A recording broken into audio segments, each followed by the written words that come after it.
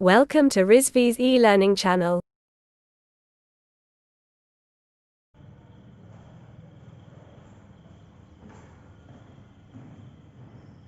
Good morning students. आज मैं आप लोग को आईसी इंजन एप्लीकेशन सब्जेक्ट का 7वां लेक्चर पढ़ाने वाला हूँ।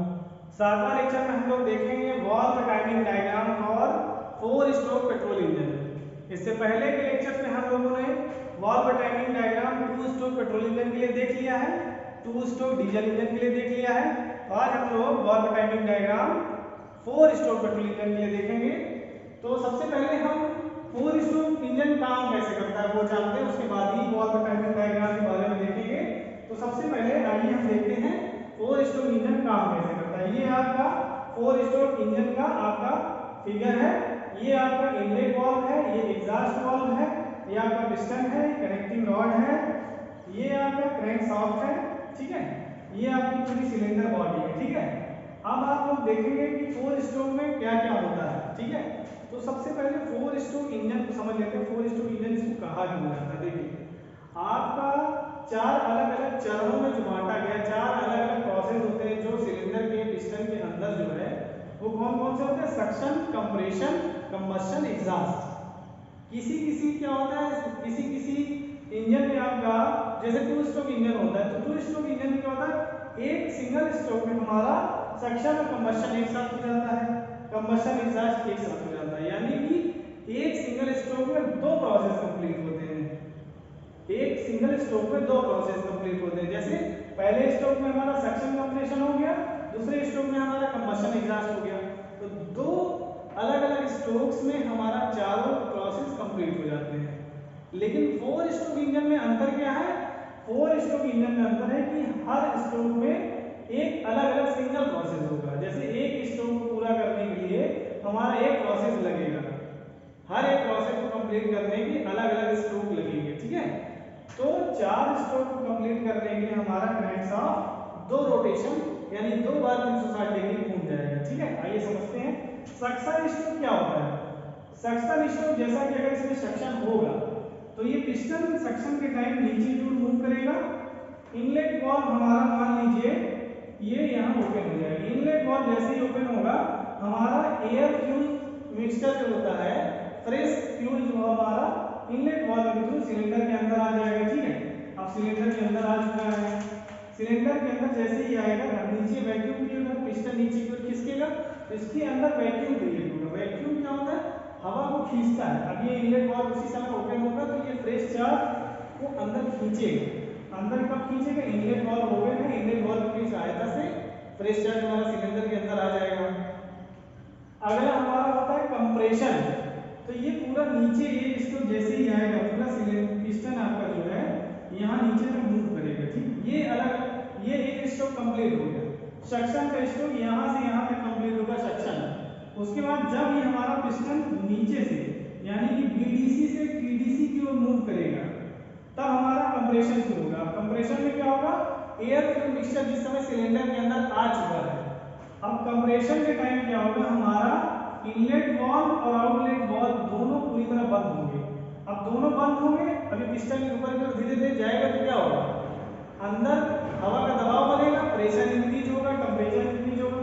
अब देखिए जब पिस्टन ऊपर की ओर जा रहा है तो ये धीरे धीरे कंप्रेस हो रहा है। अब कंप्रेस हो रहा है, ये वाला वाल्व आपका बंद है, आउटलेट वाल्व बंद है, दोनों वाल्व बंद है तो कहीं से फ्यूल या एयर कहीं निकलने की जगह है नहीं। अब जिस समय जगह नहीं तो उसी समय हमारा कंप्रेशन स्टार्ट है। कंप्रेशन यानी पूरी तरह कंप्रेस कर देंगे। अब यहाँ पे हमारा लगा हुआ है स्पार्क प्लग, ठीक है। स्पार्क प्लग हमारा लगा हुआ है। अब जिस समय कंप्रेशन होगा उसी समय हमारा स्पार्क प्लग की मदद से स्पार्किंग होगी, इग्निशन स्टार्ट हो जाएगा। अब इग्निशन स्टार्ट होने से क्या होगा, इसमें आग लग जाएगी। जो आपका कंप्रेस एयर फ्यूल मिक्सचर है उसमें आग लग जाएगी। आग लगने की वजह से क्या होगा, हमारा पिस्टन पे धक्का लगेगा, पिस्टन पे फोर्स लगाएगा। ये जो आपका है ये आपका एयर फ्यूल मिक्सचर जैसे ही जलेगा ये फैलने की कोशिश करेगा। सिलेंडर के अंदर चूंकि जगह कम है तो फैलने की कोशिश करेगा तो पिस्टन पे दबाव देगा, ये पिस्टन नीचे को धीरे धीरे खिसकना चालू करेगा। अब जिस समय पिस्टन नीचे की ओर खिसकना चालू कर रहा है उस समय हमारा कंबस्शन का प्रोसेस स्टार्ट हो चुका है, ठीक है।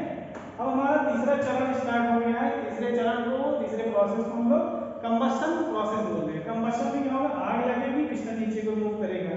अब नीचे क्यों मूव करेगा, तो नीचे जैसे पिस्टन इस पोजीशन पे आ जाएगा, आपका बीडीसी पे आ जाएगा, बॉटम डेड सेंटर।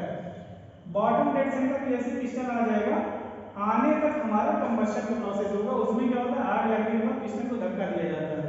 अब पिस्टन चूंकि टॉप नीचे की पोजीशन पे आके स्थिर हो जाएगा, उसके बाद हमारा अगला चरण जो होगा एग्जॉस्ट प्रोसेस होगा। एग्जॉस्ट में क्या होगा, एग्जॉस्ट में हमारा आउटलेट वॉल्व या एग्जॉस्ट वॉल्व खुल जाएगा। अब पिस्टन हमारा ऊपर की ओर मूव करेगा। अब जिस समय पिस्टन हमारा ऊपर की ओर मूव करेगा, एग्जॉस्ट वॉल्व खुला है, इसके अंदर जो फ्यूल एयर का मिक्सचर था पूरी तरह जल चुका है। अब पिस्टन ऊपर की ओर जाएगा तो इस एयर फ्यूल मिक्सचर को जले हुए मतलब अनयूज्ड जो एयर बची हुई है उसको बाहर की ओर धकेलेगा। क्योंकि ये वाल्व खुला हुआ है तो पिस्टन के धकेलने की वजह से जो बेकार हवा है, जो अनयूज्ड एयर है, सब एग्जॉस्ट वाल्व की मदद से बाहर निकल जाएगी। ठीक है, अब आपका क्या होगा, फिर से क्या होगा, चारों प्रोसेस आपका सक्शन, कंप्रेशन, कंबशन, एग्जॉस्ट, चारों प्रोसेस हमारा चार अलग अलग स्टेप में कंप्लीट हुआ है। मतलब एक बार पिस्टन नीचे है तो सक्शन, दोबारा पिस्टन ऊपर गया तो कंबशन, तीसरा आया तो कंप्रेशन, चौथा आया तो exhaust. Compression, combustion, exhaust, suction, आपका चार अलग अलग प्रोसेस होता है, चार स्ट्रोक्स में कंप्लीट हो रहा है। चार स्ट्रोक्स में हमारी क्या होगी, ये आपका दो बार 360 डिग्री घूमेगा। इसके चार स्ट्रोक में हमारा क्रैंक शाफ्ट का दो रोटेशन मिलेगा। ठीक है, 4 स्ट्रोक इंजन का सीधा सा मतलब ये होता है कि आपके चार अलग अलग स्ट्रोक्स में हमारे क्रैंक शाफ्ट के दो रोटेशन मिलते हैं। ठीक, तो ये तो हो गया 4 स्ट्रोक इंजन की वर्किंग के बारे में। ठीक है, अब हम लोग 4 स्ट्रोक पेट्रोल इंजन के वाल्व टाइमिंग डायग्राम को देखते हैं। चलिए आइए देखते हैं। सबसे पहले वाल्व टाइमिंग डायग्राम में हमने कुछ शॉर्ट फॉर्म लिखे हैं उनको समझ लेते हैं। देखिए, टीडीसी का मतलब होता है टॉप डेड सेंटर, बीडीसी का मतलब होता है बॉटम डेड सेंटर। ठीक है, अब यहाँ पे देखेंगे आईबीओ, यहाँ पे हमने सभी शॉर्ट फॉर्म को एक्सप्लेन कर दिया। आईबी को मतलब होता है इनलेट वाल्व ओपन, आईबीसी का मतलब होता है इनलेट वाल्व क्लोज, आईएसआई का मतलब होता है इग्निशन स्टार्ट। ठीक है, इनलेट वाल्व ओपन, ईबीसी का मतलब होता है एग्जॉस्ट वाल्व क्लोज। तो ये सभी शॉर्ट फॉर्म हमारे वाल्व टाइमिंग डायग्राम में यूज किए जाएंगे। तो आइए समझते हैं सबसे पहले क्या है। आपको हमेशा लगता होगा कि जो प्रोसेस हमारा स्टार्ट होता है, जैसे मान लीजिए हमारी स्टार्टिंग वाल्व टाइमिंग डायग्राम की यहाँ से है, यानी कि जो ग्रीन लाइन आपकी है पीडीसी से बीडीसी को मैच करने वाली ग्रीन लाइन ये है। ठीक है, अब आपको हमेशा से यही लगता था कि हमारा जो प्रोसेस होगा यहाँ से स्टार्ट होगा। जिस समय आपका पिस्टन टॉप पे है, जैसे नीचे खिसकना चालू करता है सक्शन स्ट्रोक उसी समय होता है, जबकि ये पूरी तरह गलत है। ठीक है, हम लोग देख पाएंगे, हम लोग यहाँ पे देख पा रहे होंगे कि जो हम लोग आज तक समझते थे कि हमारा जैसे ही टीडीसी से नीचे की ओर मूव करता है ठीक उसी समय सक्शन स्ट्रोक स्टार्ट होता है, ये पूरी तरह गलत है।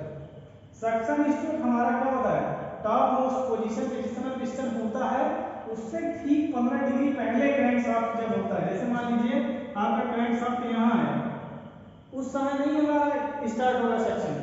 क्रैंक शाफ्ट यहाँ से ठीक 15 डिग्री पहले जब होता है, 15 डिग्री पीछे से हमारा क्या होगा, स्टार्ट हो जाएगा सक्शन का प्रोसेस।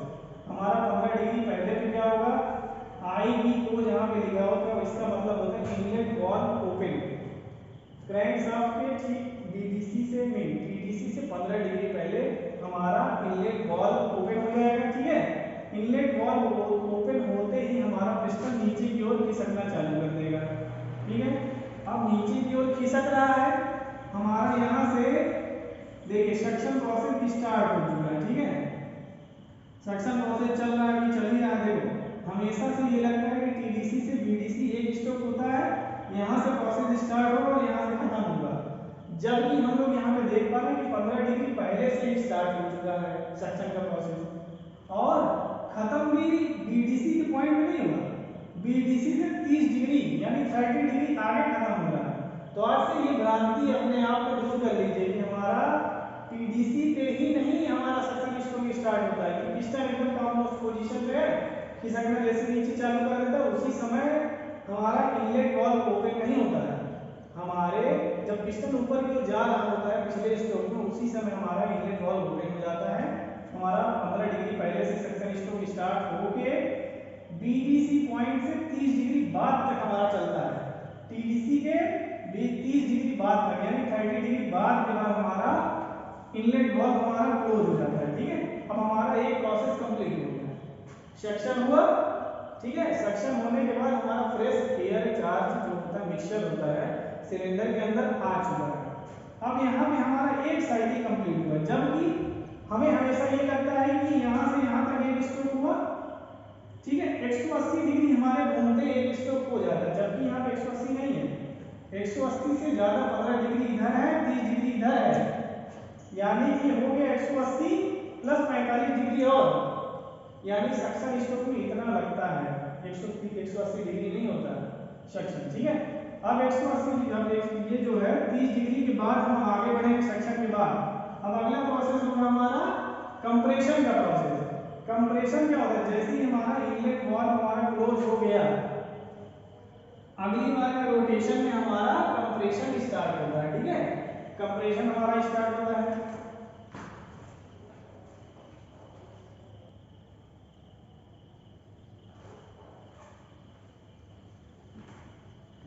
देखिए, बीडीसी से 30 डिग्री आगे जाने पे हमारा इनलेट वाल्व क्लोज हो चुका है। इनलेट वाल्व क्लोज होने के जस्ट बाद हमारा कंप्रेशन स्ट्रोक स्टार्ट होगा। अब यहाँ इसके बाद इस पॉइंट के बाद हमारा कंप्रेशन स्ट्रोक स्टार्ट हो चुका है। देखिए कहाँ तक जाता है, कंप्रेशन स्ट्रोक यहाँ तक गया, यानी कि आगे यहाँ तक ये कंप्रेशन ही हो रहा है।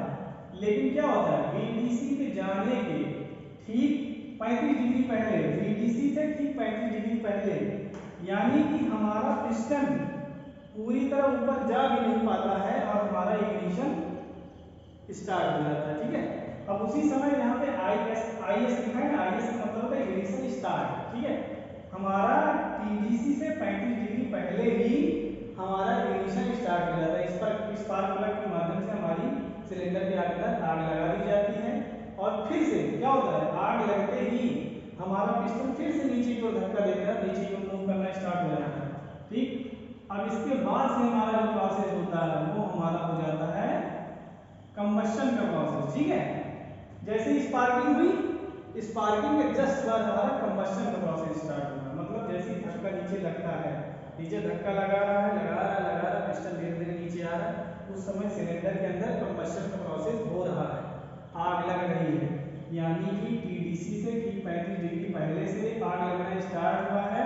और ये देखिए कहाँ तक जा रहा है, ये देखिए आपका यहाँ पे जा रहा है। ठीक है, एग्जॉस्ट वाल्व ओपन।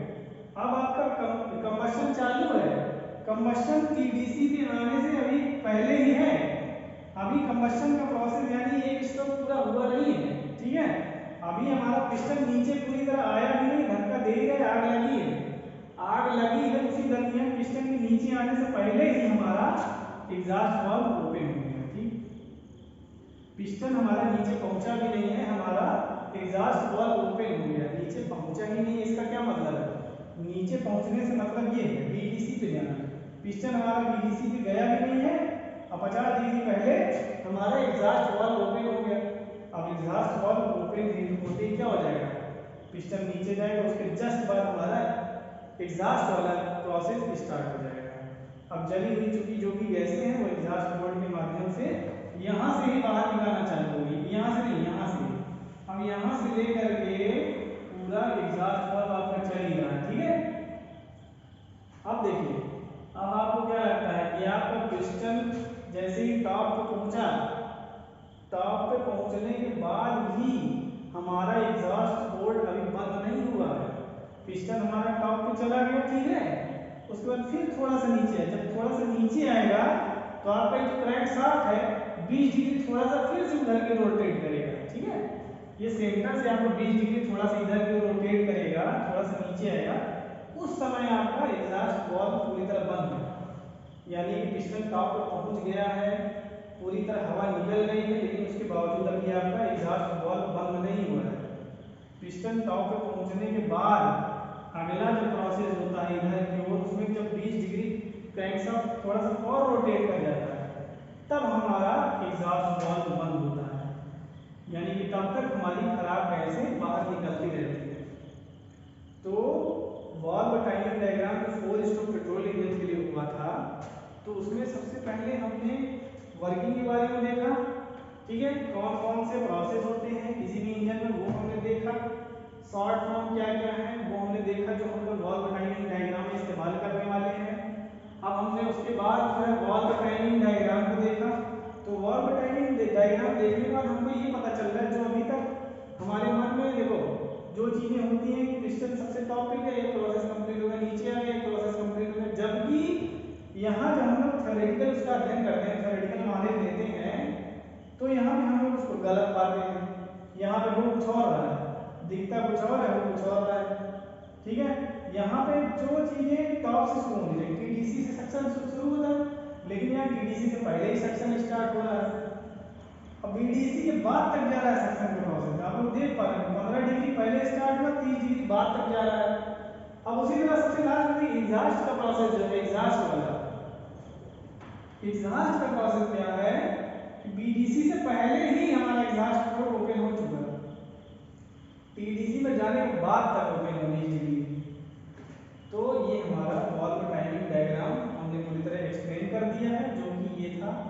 उम्मीद करता हूँ आप लोग पूरी तरह समझ पा रहे होंगे, क्योंकि valve timing diagram 2 stroke diesel engine 2 stroke petrol engine के लिए हम पहले भी देख चुके हैं, तो 4 स्ट्रोक पेट्रोल इंजन के लिए समझने में उतनी दिक्कत नहीं होगी।